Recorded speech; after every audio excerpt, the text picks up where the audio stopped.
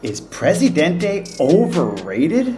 You'll have to wait till the end to find out. But in this video, I'm going to share with you 5 underrated items that you may not be familiar with here in the Dominican Republic. And I challenge you, if you agree with me, or even if you disagree with me, you need to subscribe by the end of this video. Oh, this one's gonna stir the pot. Let's dive in. What's going on, everybody? My name is Jamie Gruber. I moved to the Dominican Republic with my family in 2022, and I share our experiences living down here for all of you. And today I want to tackle 5 different staples of Dominican society, brands, cultural norms, and all of that stuff. And what I'm gonna do is offer you an alternative to that norm. And then I'm gonna answer that key question that might get me beaten in the streets, depending on how I answer it. But I'm willing to take the hit for my authenticity. And that is Presidente, is it possible that it's overrated? Let's see. Before I go there, let's start with a different icon. Helados Bon. This is a Dominican ice cream shop you'll find in every nook and cranny of the country. It doesn't matter if you're in big city, small town, you name it. It's everywhere. Plus you can get it in stores in pints or whatever, just like Ben & Jerry's. And it's a perfectly good ice cream. I have no issues with Helados Bon. It's an easy treat to get whenever you're near one. But I'll offer you an alternative, one that I actually like a little bit more, and it's called Valentino. Now this is a Dominican brand as well. They're headquartered in Santo Domingo, and you'll find them all around the country. For me, there's a bit more of a variety with their ice cream. I think it almost might be like a gelato, but it's super tasty, almost as easily accessible as Helados Bon. And I don't know, I actually think it's just a touch better. Anybody with experience, let me know what you think. Drop it down in the comments. But let me be clear, both will do just fine for you. Can't go wrong with either of them. Now let's see if I'm so kind with Presidente. But first, let's go to another Dominican icon, the beaches. Anybody that comes down here knows that the beaches are probably the #1 asset that the Dominican Republic has. So people visit to go to the beach, whether it's Punta Cana, Cabarete, Puerto Plata, Las Terrenas, even Santo Domingo. Being by the beaches is incredible in this country. I don't blame anyone for wanting to come down here for the beaches. And as long as they're here, there will be people coming for them. But here's an alternative. Check out the mountains. Look, you got a week down here, spend a few days on the beach for sure, but if you want to get away to a place that is undeniably one of the most beautiful parts of the entire world, let alone the Caribbean or the Dominican Republic, head to the center of the country to a town called Jarabacoa. We've been there a few different times. We get an Airbnb up in the mountains, way away from everything that you can see right down into the city, and then of course we go down into town to get food, walk around. On the edge of town, right where they have their Carnival celebration, there's a park and a river and a playground that you can go and check out. Great for the kids. Great hike through the woods and all the stuff by the river. And then downtown's so cool. The restaurants, the food, the ice cream shops, all of it are unbelievable. I'm sure you'll find a Helados Bon down there. You might not find a Valentino. I'd have to check that. But if you can sneak away for 3-4 days of an 8 or 10 day vacation, it's absolutely worth it. Especially in the summer because it's a touch cooler there, in particular at night. You don't feel like you're baking in the sun. Even though the sun has been down for 3 hours. That's how it feels right around the time I'm recording this, May, June, July, here by the beaches. All right, is it time to discuss Presidente? Not yet. This is another developing icon here in the Dominican, a travel icon, and that is very simple.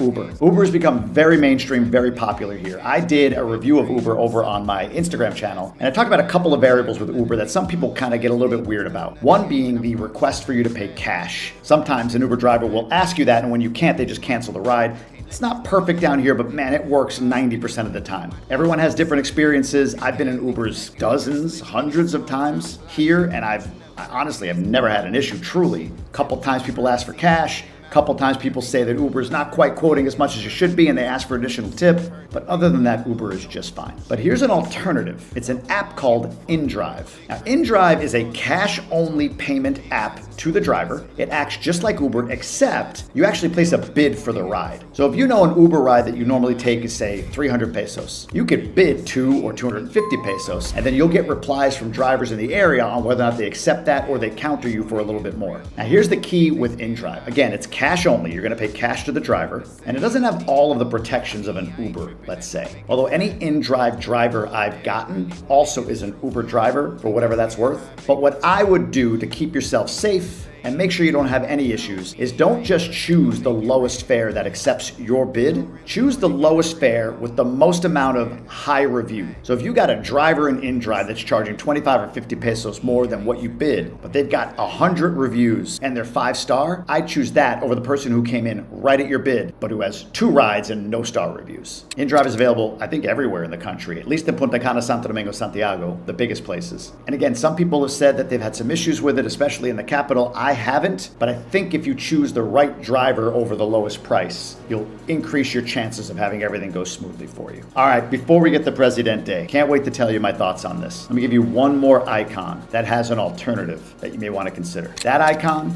is baseball.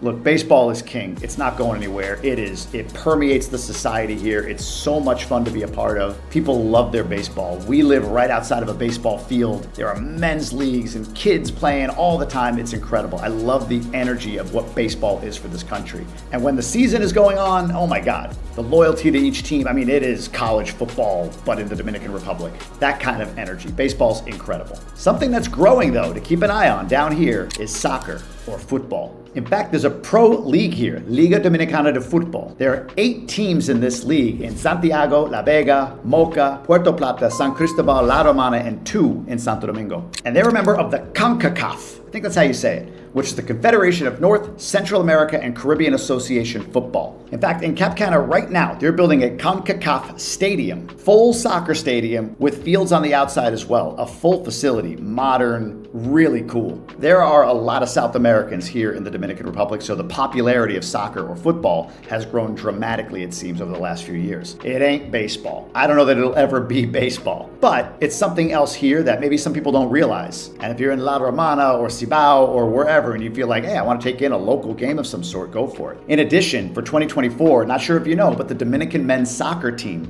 have actually qualified for the Olympics in Paris. So again, soccer, football is becoming a thing here, maybe more than it's ever been before. All right, so you're gonna check out Valentino ice cream as an alternative to helados bon. Cool. You're gonna run out to the mountains of Jarabacoa while you're here on your beach vacation. You'll download InDrive and try it as an alternative to Uber. And you're gonna take in a football game when you're down here next for a few weeks. But what about a beer? Should you drink Presidente?